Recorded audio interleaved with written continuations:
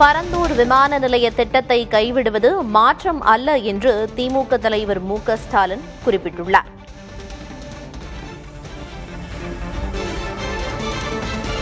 பரந்தூரை கைவிடுவது மாற்றம் அல்ல என்று திமுக தலைவர் மு.க. ஸ்டாலின் தெரிவித்திருக்கிறார். தமிழக வளர்ச்சிக்கு பின்னடைவு என்றும் குறிப்பிட்டுள்ளார். பரந்தூர் விமான நிலைய திட்டத்தை கைவிடுவது மாற்றம் அல்ல என்று திமுக தலைவர் மு.க. ஸ்டாலின் குறிப்பிட்டுள்ளார். திட்டத்தை கைவிடுவது தமிழ்நாட்டின் வளர்ச்சியை படுகுழியில் தள்ளிவிடும் என்றும் கூறியிருக்கிறார்.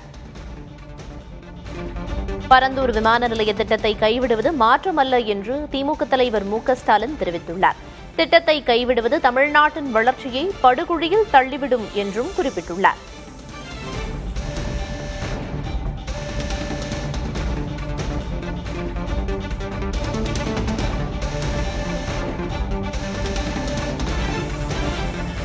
பரந்தூர் விமான நிலைய திட்டத்தை கைவிடுவது மாற்றம் அல்ல என்றும் இத்திட்டத்தை கைவிடுவது தமிழகத்தின் வளர்ச்சியை படுகுழியில் தள்ளும் என்றும் திமுக தலைவர் மு.க. ஸ்டாலின் குறிப்பிட்டுள்ளார்.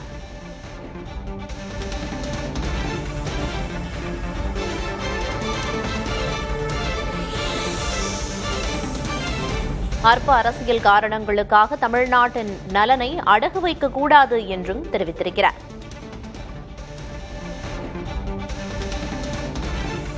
பரந்தூர் விமான நிலைய திட்டம் கைவிடப்படுவது குறித்து திமுக தலைவர் மு.க. ஸ்டாலின் கருத்து தெரிவித்திருக்கிறார்.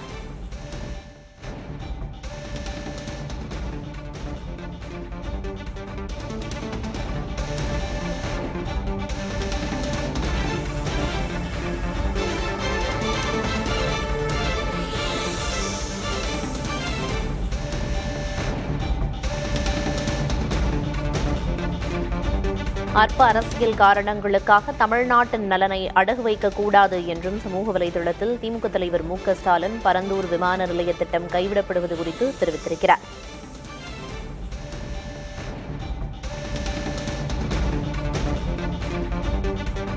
பரந்தூர் பன்னாட்டு விமான நிலைய திட்டத்தை கைவிடுவதாக முதல்வர் வெளியிட்டுள்ள அறிவிப்பு மாநில வளர்ச்சியை பல ஆண்டுகள் பின்னுக்கு தள்ளிவிடும் என்றும் அற்ப அரசியல் காரணங்களுக்காக தமிழ்நாட்டின் நலனை அடகு வைக்கக்கூடாது என்றும் திமுக தலைவர் மு.க. ஸ்டாலின் தெரிவித்திருக்கிறார்.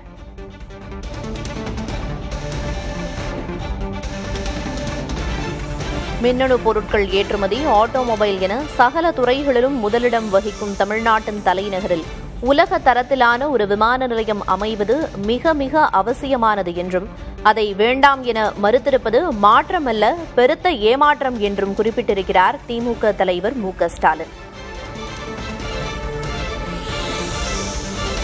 சாத்தியமுள்ள அனைத்து மாற்று இடங்களையும் கவனமாக பரிசீலித்த பின்புதான் பரந்தூர் தேர்ந்தெடுக்கப்பட்டது.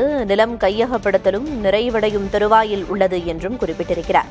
மேலும் பல கட்ட பணிகள் ஒப்புதல்கள் நிறைவடைந்த நிலையில் ஆட்சிக்கு வந்ததும் கட்டுமானம் விரைந்து தொடங்கப்பட பல திட்டங்கள் நாங்கள் வைத்திருந்தோம். தற்போது அமைந்துள்ள புதிய அரசு மீண்டும் வேறு இடத்தை தேர்வு செய்து பணிகள் தொடங்கும் முன் தமிழ்நாட்டின் வளர்ச்சியே மொத்தமாக டிராப் ஆகிவிடும் என்றும் திமுக தலைவர் மு.க. ஸ்டாலின் தனது பதிவில் சுட்டிக்காட்டியிருக்கிறார்.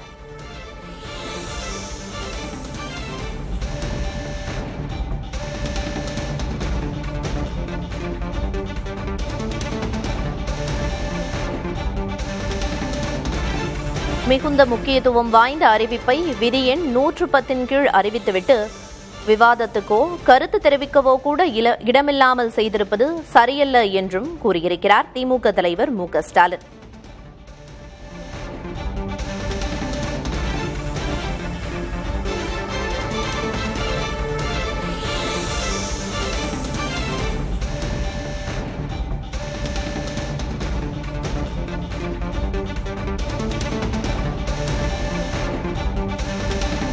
முதலீட்டாளர்களின் முதல் முகவரியாக திராவிடியன் மாடல் ஆட்சியில் இருந்த தமிழ்நாடு கடைசி இடத்திற்கு தள்ளப்படும் என்றும் முதலமைச்சரின் அறிவிப்பு நம் போட்டி மாநிலங்களுக்கு அடித்த ஜாக்பாட் என்றும் தனது பதிவில் திமுக தலைவர் மு.க. ஸ்டாலின் குறிப்பிட்டிருக்கிறார். மேலும் தொழில் வளர்ச்சி இல்லாமல் $1 டிரில்லியன் $1.5 டிரில்லியன் என்ற பொருளாதார வளர்ச்சி இலக்குகள் சாத்தியமே இல்லை என்றும் எந்த யோசனையும் ஆலோசனைகளும் இல்லாமல் தாவேக அரசு எடுத்திருக்கும் இந்த முடிவு தமிழ்நாட்டு இளைஞர்களின் வேலைவாய்ப்பு கனவுகளை தகர்க்கும் பேரிடி என்றும் குறிப்பிட்டிருக்கிறார் திமுக தலைவர் மு.க. ஸ்டாலின்.